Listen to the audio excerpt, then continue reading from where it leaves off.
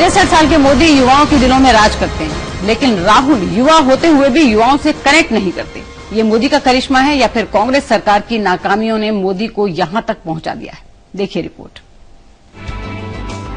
अगर मोदी यूथ होते तो क्या होता, लेकिन ये जानकर आश्चर्य होता है कि यूथ नहीं होते हुए भी मोदी ने यूथ की नब्ज सबसे पहले पहचान ली। सोशल मीडिया के जरिए मोदी आज लाखों करोड़ों युवाओं के दिलों पर राज कर रहे हैं, लेकिन यूथ होते हुए भी राहुल गांधी यूथ की इस नब्ज को नहीं पहचान सके, और जब पहचाना भी तब तक गाड़ी लगभग छूट चुकी थी। चाय की चुस्की हो या फिर लोगों से सीधा संवाद, मोदी ने सोशल मीडिया का भरपूर इस्तेमाल किया। लोगों के लाइक्स के साथ उनका आत्मविश्वास भी बढ़ता चला गया। इसके जरिए मोदी ने केवल विरोध ही नहीं, अपना प्रमोशन भी जमकर किया। इसी साइबर क्रांति ने उन्हें गुजरात से निकालकर देश और विदेश तक पहुंचा दिया। सोशल मीडिया में यूपीए सरकार की नाकामियों का ढिंढोरा भी जमकर पीटा गया। राहुल गांधी जैसे युवा नेताओं के आगे जनता ने सवालों की झड़ी लगा दी, जिससे सोशल मीडिया का इस्तेमाल करने में पार्टी के अंदर उस शक्ति की कमी हमेशा देखी गई, जिससे सवालों का जवाब बखूबी दिया जा सकता हो। सवाल ये कि जिसकी उम्र 60 के पार है, यूथ उसके साथ खुद को कनेक्ट क्यों कर रहा है, और वो भी यूथ की बातें कर रहे हैं।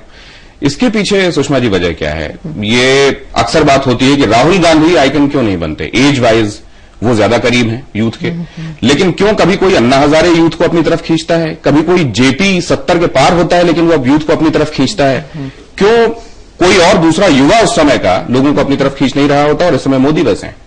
देखिए, दो वजह हैं। एक तो मोदी साहब जो है वो बहुत अच्छे कम्युनिकेटर हैं। अब आजकल की दुनिया में जबकि social media, electronic media, print media, everything media बहुत जरूरी है। आपको अब जैसे अमेरिका में पहले जो प्रेसिडेंट होते थे उनको ये टीवी में जानकारी नहीं थी कि कैसे बात करेंगे। अब हर अमेरिका का प्रेसिडेंट जो है इसको कहते हैं टीवी क्रिएशन।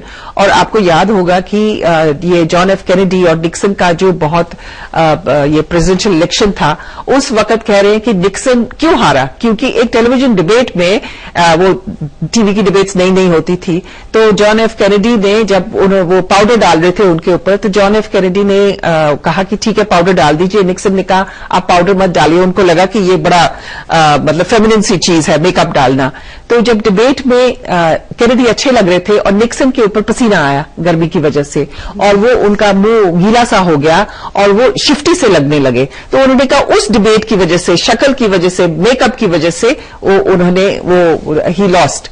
और मोदी का भी यही है कि वो समझ रहे हैं कि मीडिया की क्या जरूरतें हैं, मीडिया को कैसे संभलना है। अब मैं आपको एक उदाहरण बताऊं, उन्होंने ये पहला आज इतने जो चुनाव के डिबेट्स चल रहे हैं, इतनी देर उन्होंने कोई इंटरव्यू नहीं दिया। पहला इंटरव्यू उन्होंने किसको दिया? उन्होंने एक न्यूज एजेंसी को दिया, टीवी न्यूज एजेंसी को, ANI, जो सब टीवी चैनल्स को खबर देती है। तो आपकी जो इंटरव्यू है एक जगह नहीं छपी नहीं, मतलब वो दोहराई गई, वो बहुत सारे टीवी चैनल्स पे चली गई एकदम एक बार में। क्यों रिलेट कर रहा है इसके पीछे? हम वो वजह देखें कि एक युवा अपने फ्यूचर को बहुत ब्लीक देख रहा है, उसके सामने उम्मीद नहीं है, होप नहीं है, और यहाँ पर उसको एक स्ट्रांग लीडर दिखाई दे रहा है जो कि उसे उम्मीदें दिखा रहा है, सपने दिखा रहा है। लेकिन सिर्फ स्ट्रांग लीडर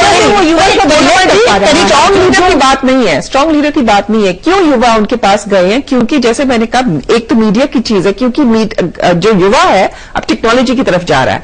और जो नरेंद्र मोदी है वो किस प्रांत का मुख्यमंत्री है? वो गुजरात का मुख्यमंत्री है। होगा ना कि एक ऐसा नेता जिसे हम सब जानते हैं कि जो अंग्रेजी में कंफर्टेबल महसूस नहीं करता। सोशल मीडिया सारा अंग्रेजी में चलता है, हिंदी में नहीं चलता, लेकिन उस सब के बावजूद अगर वो इस मीडिया की स्ट्रेंथ को समझता है। और दूसरी तरफ अगर मैं आपके पास आना चाहूंगी कि राहुल गांधी विदेश में पढ़ के आते हैं, युवा हैं, लेकिन जब वो यहां लौटते हैं और यहां पे वो अपनी पॉलिटिक्स चलाते हैं तो वो लोकल ट्रेन में सफर करते हैं, वो जाके दलितों के बीच खाते पीते और सोते हैं। क्या उन्हें समझ में नहीं आ रहा कि कहां यूथ जा रहा है और सोशल मीडिया से कैसे कनेक्ट हो सकता है? वो तो अंग्रेजी भी जानते हैं।